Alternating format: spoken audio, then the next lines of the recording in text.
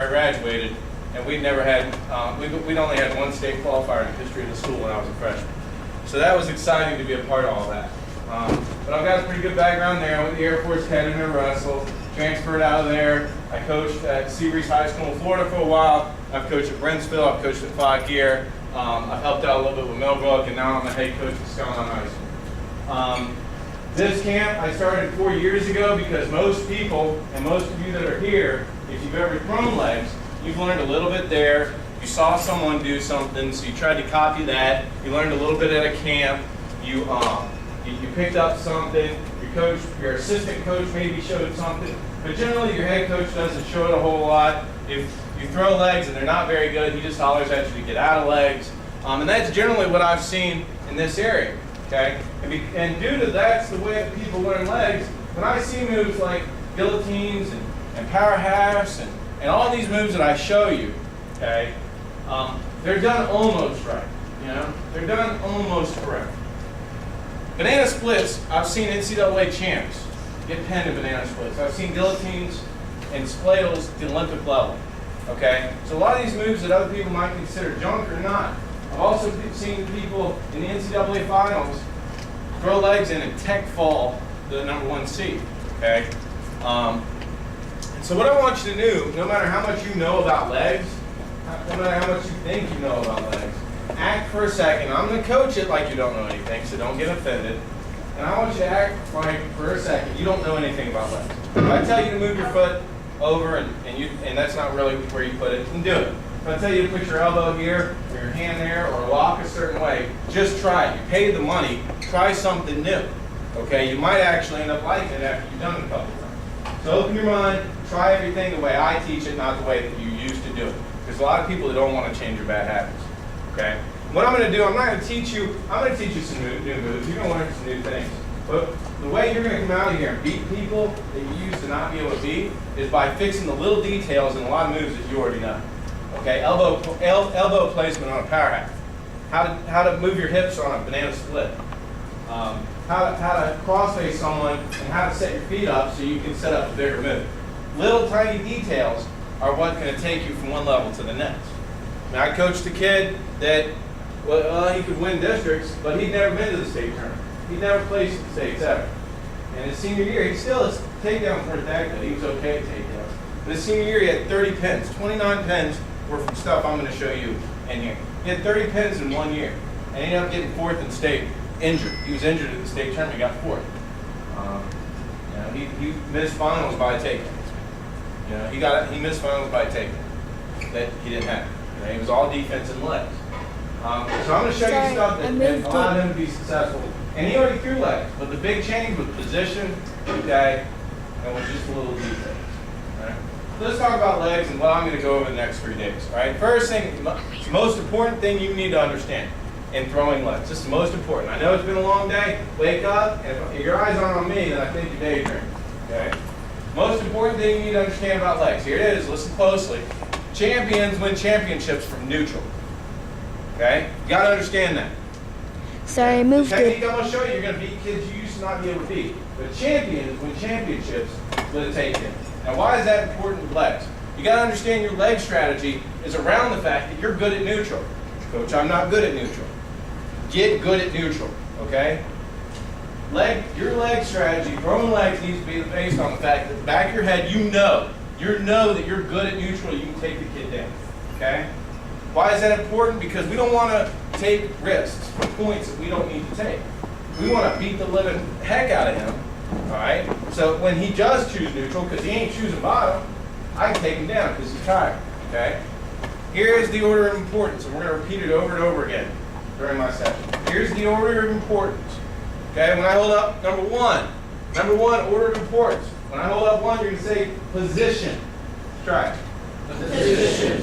Position is the most important thing. I'm going to hold up number 2. You're going to say pressure. Pressure. Okay? Pressure is code word for pain. Okay?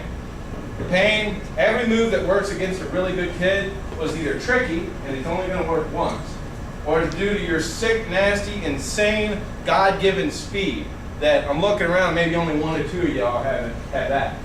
You're so fast, nobody can stop your move. Okay, the third reason a move is going to work against a good kid is because he can't tell his body not to make it work. Why? Because it hurts. Either his lungs hurt because you're so in shape, or his shoulder hurts, and he can't not go over. Okay? So 1 is position, 2 is pressure, 3 then is points. Okay, so 3? Points. Okay, so should you be scoring points if your hip is on the mat? No, because you're out of position. Should you be scoring points if you're not applying pressure to the guy? No. Okay? Why? Because I would rather you go 2 minutes, the guy chooses bottom. I'd rather you go 2 minutes, active hands, no stalling, no stalemate, but you go 2 minutes, beat the piss out of the kid, staying in good position, never giving up position. All right? Applying lots of pressure. All right? And then what happens? All right? Now what, you choose neutral, you choose bottom, he's so tired, you get your 1 right away, now you're in neutral. And in his mind, he knows that he's tired. And if he shoots, he may not admit it to himself, but back of his head, he knows that if he shoots and he doesn't score, you're throwing the legs in, and it's just going to get nasty. Okay? So they get more scared. Next time they have to wrestle you, first period, it's often 0-0. They're afraid to shoot. And, well, is it going to be 0-0? No, coach, because I'm good at neutral, and I can take him down. Okay? So. Position, pressure, Position, pressure, points. And that's kind of how we're going to go through this thing, all right? We're going to go over good position today. We're going to go over all the different good positions you can be in. There's more than one. Okay? Then we're going to go in how to get the legs in. All right? That's going to be today, because position is very important. We're going to go over good position and how to get the legs in. All right? A couple trick moves if we have time. Okay, and then tomorrow, we're going to go over all the different ways to score points. Okay? All the different ways to score points. And then Friday, it's very important, leg defense. And that's, even after this camp, you decide you don't want to throw legs, Friday is going to be very important. If you are going to be a legger, then it's nice to know all the different ways to defend it before you get defended, right? All right, that way you can stay in good position. All right? So we're going to do position, pressure, points. All right, Rod Bush, come here. I'm going to pick on a bunch of different people here. Next, all right, your bottom. All right, let's talk about a couple of good positions. All right, the first one most of you guys are already familiar with, probably. The second one you're going to be familiar with too. Okay, the first one is going to be, and I'll tell you, you guys, you don't have to move right now, but as we start drilling this stuff, you're going to want to sit over here. I'm going to face everything over here. That's what you're going to want to do here in a little bit. All right, so let's talk about, you can stay where you are for cross body, it's not that bad. All right, cross body, don't worry about how you get the leg in, we'll go over that later, just get it in. Okay, the important thing to understand here, okay, is that your hips are more important than your feet. Okay, everybody wants to get their foot over that calf. All right, and a lot of you end up, your hips coming off the guy because you're short. Okay, if you're really tall, you can put that leg over the calf, fine. That's not the most important part. The leg, just right next to it, dug into the mat, that's okay. The important part, see how my hips are on top of the guy? They're not hanging off the side, okay? That's the most important thing. Cross body ride, your hips are on top. For now, we're going to do a bunch of things with our hands. But for now, head up, wrist up, elbow in the armpit, grab the ankle. And there's a ton of other things that you can do. This is good position. You'll see my foot is behind him and my knee is pressing down. My thigh is creating pressure. I can squeeze with my leg. And I'm not back like this falling off, right? Okay, I'm not hanging anything that he can grab. I'm up, right here. So what we're going to do is, you and your partner, you're going to get in position.